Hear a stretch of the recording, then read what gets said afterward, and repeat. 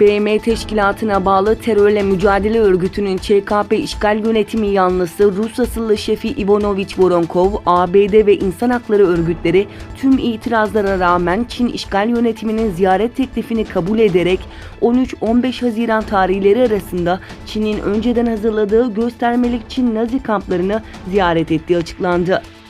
Çin Dışişleri Bakanlığı pazar günü yaptığı açıklamada Vladimir Ivanovich Voronkov'un Pekin ve Doğu Türkistan'a geçtiğimiz hafta Perşembe ile Cumartesi arası yaptığı ziyarette o ve Çin Dışişleri Bakanı Yardımcısı Liu Yucheng'in uluslararası terörle mücadele çabaları hakkında görüş alışverişinde bulunduklarını ve geniş fikir birliğine ulaştığını söyledi.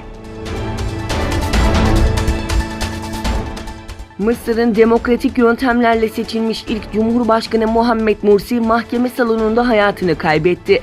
Mısır Devlet Televizyonu'nun haberine göre Mursi mahkeme salonunda geçirdiği baygınlığın ardından yaşamını yitirdi.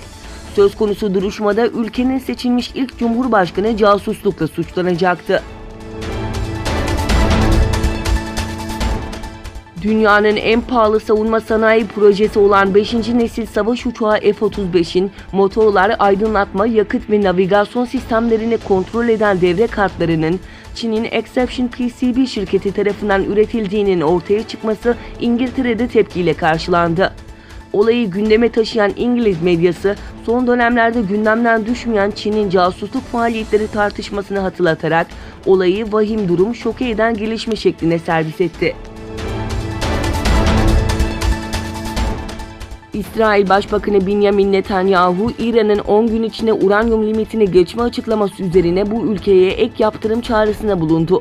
Gelen son bilgilere göre İran'ın 300 kilogram zenginleştirilmiş uranyum rezervini geçmek için geri sayım başladı ve 10 gün içinde bu limiti geçeceğiz açıklaması üzerine Kudüs'ün Talbiye semtinde yer alan İsrail Cumhurbaşkanı resmi konutunda düzenlenen bir anma töreninde İsrail Başbakanı Benjamin Netanyahu İran'a ek yaptırım çağrısında bulundu.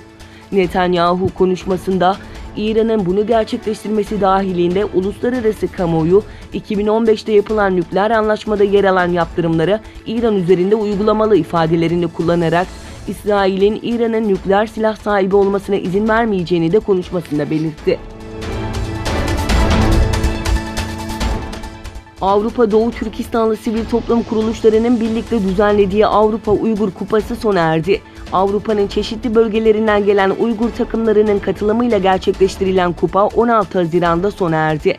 Kupada İsveç birinciliği kazanarak şampiyon olurken ikinci ve üçüncülüğü Norveç ve Belçika paylaştı. Ayrıca İstanbul'da da bu yıl 6.'sı düzenlenen Horra Kupası maçlarının başladığı ve 10'u aşkın takımın bir hafta boyunca mücadele edeceği bildirildi.